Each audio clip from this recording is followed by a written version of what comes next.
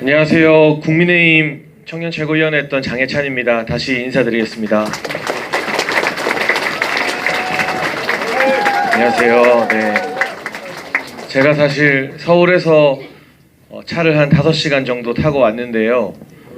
대구에 이렇게 많은 분들이 모여 계실 거라고는 상상을 하지 못했습니다.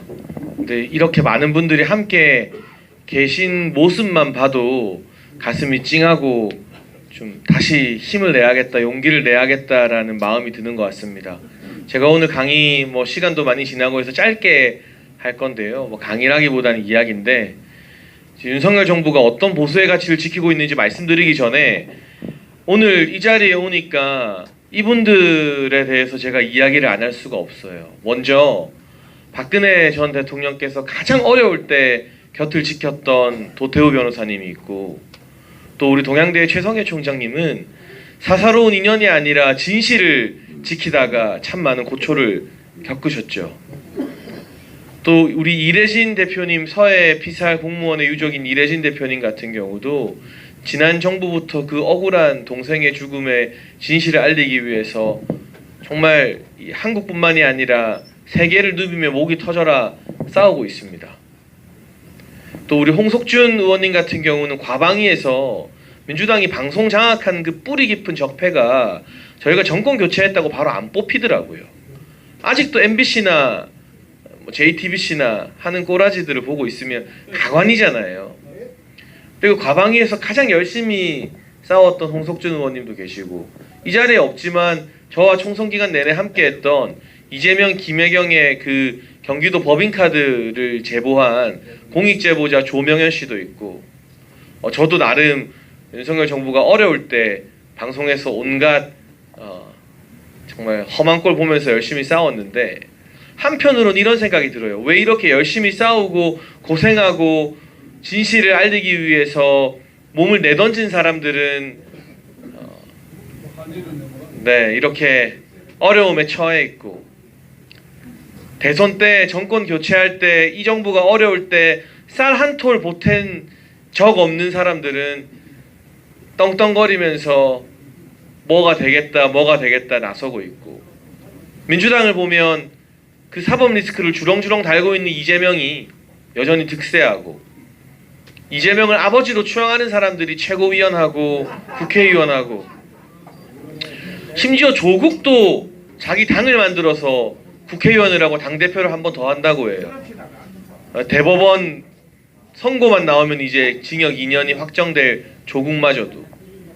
우리 당 안에서도, 국민의힘이라는 정당 안에서도요, 정말 눈치만 보는 기회주의자와 배신자들이 득세하는 꼴을 보면, 그러면서 도태우와 장해찬이라는 TK와 PK의, 제가 제 입으로 이런 말 해서 좀 그렇습니다만, TK와 PK에서 현역 의원 상대로 경선에서 이긴 사람이 몇 명이나 됩니까, 솔직히.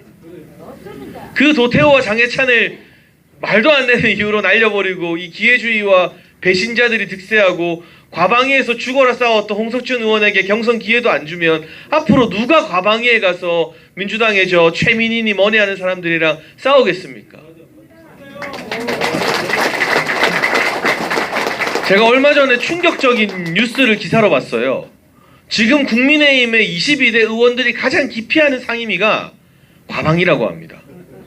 그래서 기자 출신, 앵커 출신 뻔드르르한 사람들 이번에 초선으로 많이 뽑았는데, 그 사람들 다 과방위 안 간다고 해서 어디 갔나 보니까 다 문체위가 있어요.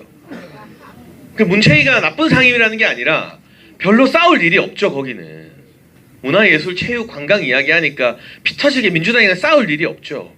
과방위는 과학기술도 정말 중요한 이슈고 하지만 방송 문제가 걸려있기 때문에 죽어라 싸우는 곳이고, 과방위 의원들이 뒤에서 든든하게 받쳐줘야 저처럼 방송에 나가는 사람들이 방송국 눈치 안 보고 편하게 할 말을 할 수 있거든요. 근데 그 과방위 진지가 초토화돼서 국민의힘 의원들이 기피한다 해서 기껏 뽑아놓은 TV조선이다, 채널A다 이 출신들이 다 과방위 안 가고 문체위가 있어요. 이게 지금 약해 빠진 국민의힘의 현 시점의 모습입니다, 여러분.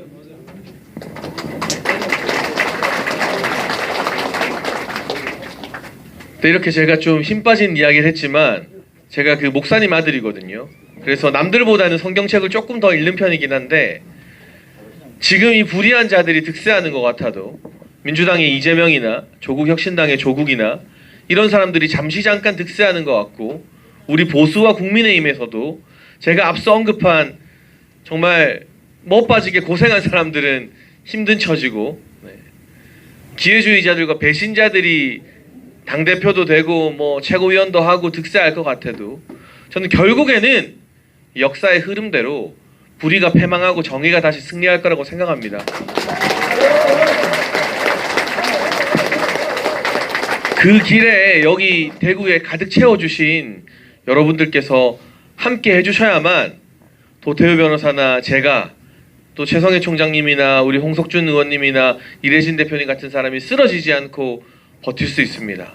솔직히 하루에도 몇 번씩 이제 저는 정치도 안 하고 싶고 방송도 안 나가고 싶고 아무것도 안 하고 싶거든요. 솔직히 그냥 제가 그래도 젊은 나이에 사회 경험 많이 했으니까 어디 기업에 가거나 이런 돈 버는 일 막 하고 싶은 생각이 하루에도 막 수십 번씩 들어요. 가족들 보기도 미안하고.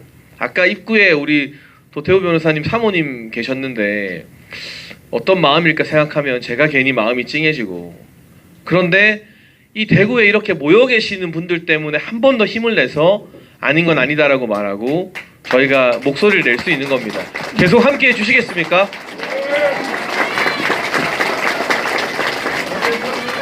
저도 선진 변호사 협의회 정회원으로 가입을 했거든요. 지난달에 도 변호사님 만나서.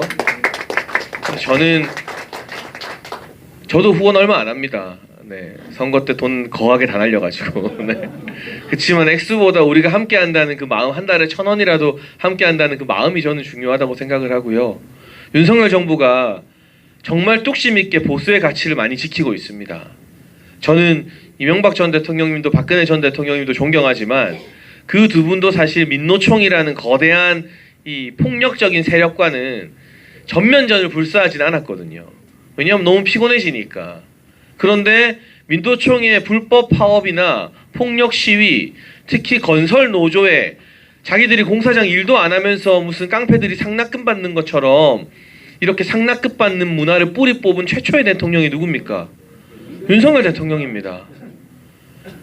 윤석열 대통령이 공무원 할 때 여러 수사를 한 것에 대해서 우리가 뭐 다양한 평가를 할 수 있지만 적어도 대통령에 취임하고 나서 민주노총이라는 대한민국의 자유민주주의와 보수의 가치를 뿌리채 흔드는 세력을 가장 코너로 몰아놓은 대통령이 윤석열 대통령이라는 데는 동의하시죠?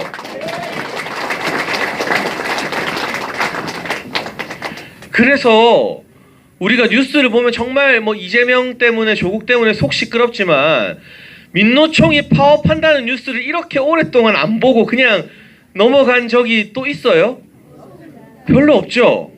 그러니까 저는 그것만으로도 윤석열 대통령이 얼마나 외로운 싸움을 하면서 보수의 가치를 지키고 있는지 생각하게 되는 것이고요. 그 외에도 지금 말이 많은 의료개혁이나 앞으로 들어가야 될 연금개혁, 이런 것들이 결국 성과를 보고 나면 지금 당장의 지지율이나 인기는 조금 떨어지더라도 후대에 바로 다음 정권만 돼도 아, 윤석열 정부는 꼭 해야 될 일을 한 정부다라고 기억될 겁니다. 지지율 올리고 유지하는 건 되게 쉬워요. 돈 많이 쓰면 돼요.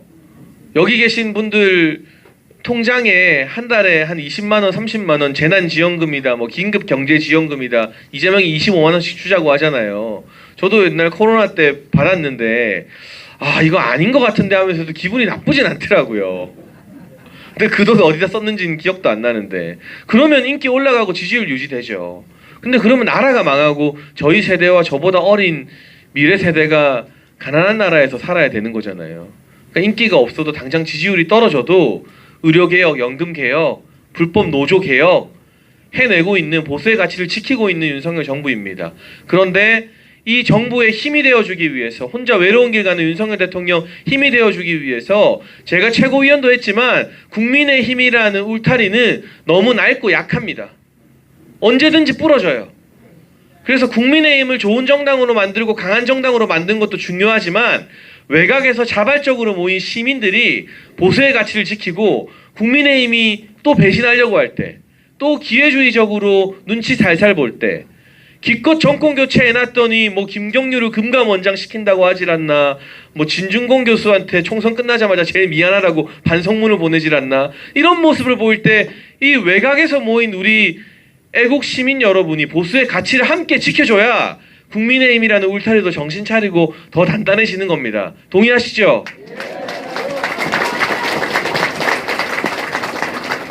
여러분, 이 대구가 참 점잖은 도시잖아요. 그런데 우리가 다 같이 싸우는 동지의 마음으로, 투사의 마음으로 윤석열 정부가 지키고 있는 보수의 가치를 같이 지켜줄 전사들을 여러분이 지켜주셔야 됩니다. 도태우 변호사에게 일어났던 일 같은 일이 반복된다면 여기 계신 수백 명이 버스 타고 서울에 있는 국민의힘 중앙당사 쳐들어가야 돼요. 사실은 홍석준 의원에게 경선 기회도 안 준 일이 반복될 때 여기 계신 수백 명이 그냥 대구시장을 점거해버려야 되는 거예요. 우리 이래진 대표님이 만나달라고 전화하고 문자에도 답장 한 번 안 하고 일십했다는 분이 있습니다. 제가 민감한 시기니까 그분이 누군지는 말 안 할게요. 일십 참 잘하는 분인가 봐요. 영부인 문자도 일십하고, 근데 이래진 대표님 문자도 일십하고. 그런 일이 알려지면 그 사람이 있는데 찾아가서 항의해야 되는 거예요. 우리가 행동을 하고 함께 조직되어서 모여있고 보수를 지키기 위해, 윤석열 정부를 지키기 위해 우리가 일전을 불사한다는 각오를 보여줘야만 기득권자들이, 권력을 가진 자들이 배신하지 않고 기회주의적으로 처신하지 않고 우리의 눈치를, 대구의 눈치를, 보수 시민들의 눈치를 보게 될 겁니다. 그래서 윤석열 정부가 힘겹게 지키고 있는 보수의 가치를 함께 지키는 것은 저의 몫이나 도태우 변호사님만의 몫이 아니라 여기 계신 여러분들이 힘을 주실 때 그게 가능한 우리 모두의 몫이다라는 말씀을 드리고 싶습니다. 저는 여기까지 하겠습니다. 감사합니다.